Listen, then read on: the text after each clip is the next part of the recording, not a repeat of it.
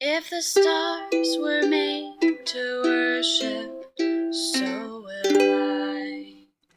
Week 36, Day 1. Happy Monday. This week we'll finish the review of the material we covered last year. I think, but that's the problem. I'm not really calling the shots, and provide a proposed plan going forward as we enter the home stretch of this treatise. But first we have to finish this diversion focused on Adam and Eve. Hebrews chapter 11 is known as the Hall of Faith, and in it the author gives examples of various men and women who gained the approval of God in Old Testament times by seeing the unseen, as we've spent a good deal of time explaining previously. The author of Hebrews sets the stage with this description of faith in the opening verse, and it's a description, not a definition. Now, faith is a substance of things hoped for, the evidence of things not seen. Just a quick word of clarification, as I see both faith and belief, which I propose are actually not the same thing, described in this verse. Faith being the confident expectation, or hope, something we modern-day believers all have, and in the same measure, and belief being the unwavering conviction, or reality, which is a work in progress for believers, and which grows as our minds become more and more renewed, and like that of Jesus.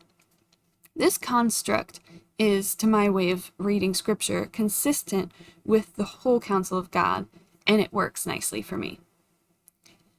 The expected players are listed: Noah, Abraham, Sarah, Isaac, Jacob, Joseph, Moses, David, et al. But there are two names conspicuously absent. Yep, Adam and Eve. Abel, their second son, who was killed by Cain, is the first person mentioned. I find that telling, don't you? Here's what's really neat. Look who else is included. The prostitute Rahab. Pitiful little Gideon, see Judges 6:15. Hedonistic Samson. A weak-kneed guy by the name of Barak. I'm not making this up, see Judges chapter 4. Who was too afraid to go into battle by himself. Why? Why are they there? Because all of these people, including the ones mentioned first, were flawed and they knew it. They realized they couldn't accomplish anything on their own strength, but had to rely on the Lord. That's an essential element of faith and belief. I don't think that was ever the case with Adam and Eve.